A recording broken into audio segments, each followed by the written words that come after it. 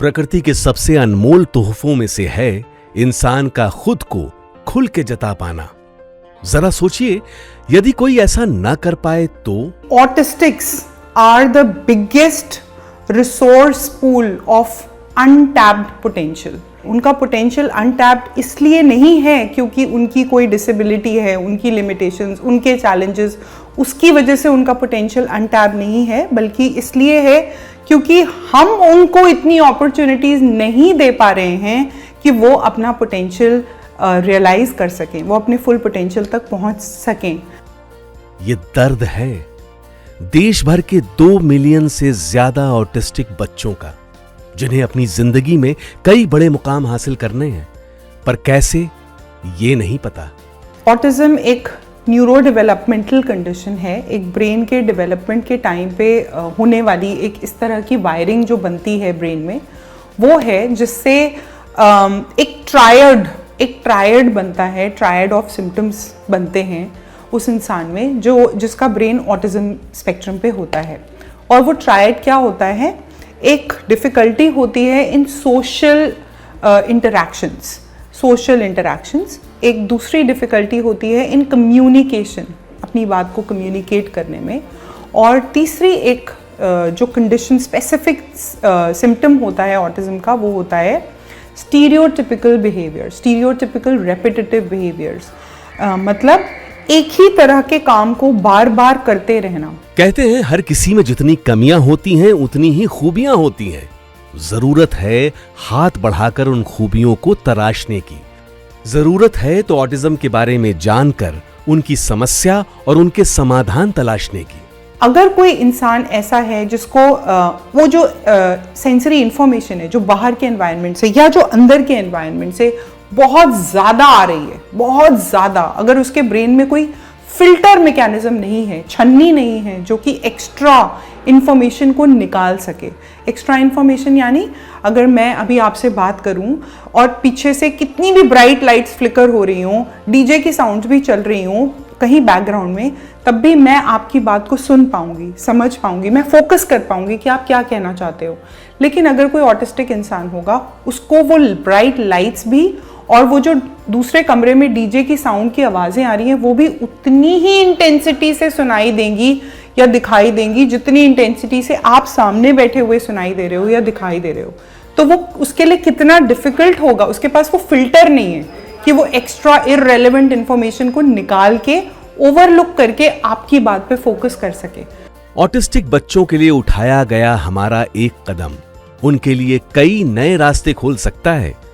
इसे समझने में की गई हमारी थोड़ी सी मेहनत उनके चेहरे पर खुशी के कई रंग बिखेर सकती है। मैं एक डॉक्टर हूँ, मैंने अपनी MD एम्स से की थी, ऑटिज्म के बारे में और डीपली समझ पाऊँ और जान पाऊँ, और शायद उसके बाद डेस्टिनी का ये प्लान था कि उन्होंने मुझे एक बहुत ही खूबसूरत बेटा दिया जिसको ऑटिज्म स्पेक्ट्रम से डायग्नोज किया गया when he was around 1.5 years old। Autism या नो ऑटिज्म, अल्टीमेटली ये आप ही का बच्चा है, ये वही बच्चा है, सेम बच्चा है।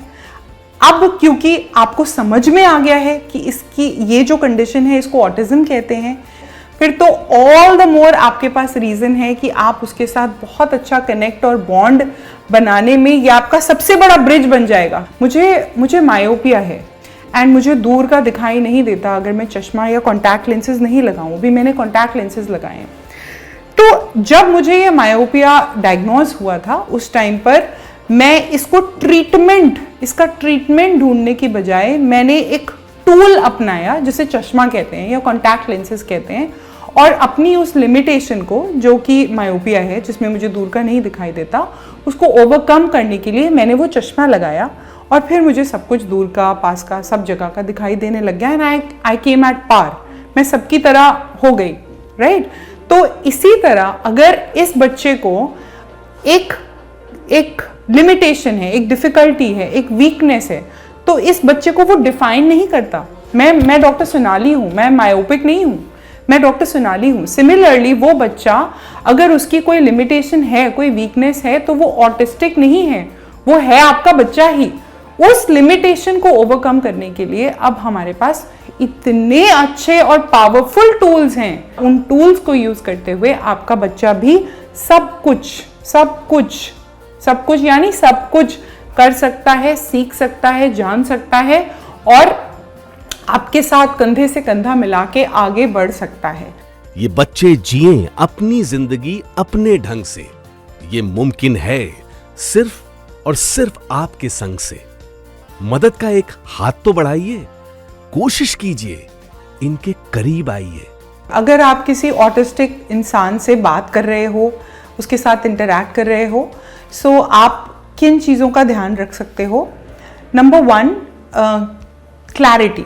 अगर आप उनको कोई काम करने के लिए रिक्वेस्ट कर रहे हैं तो अगर आप साथ में वो पिक्चर कार्ड भी दिखा देंगे तो वो आपकी इंस्ट्रक्शन को ज़्यादा अच्छे से समझ के वो कर पाएंगे। क्लैरिटी चाहिए, यहाँ रखा है वहाँ रख दो, वहाँ से ले आओ, that vagueness doesn't work with them.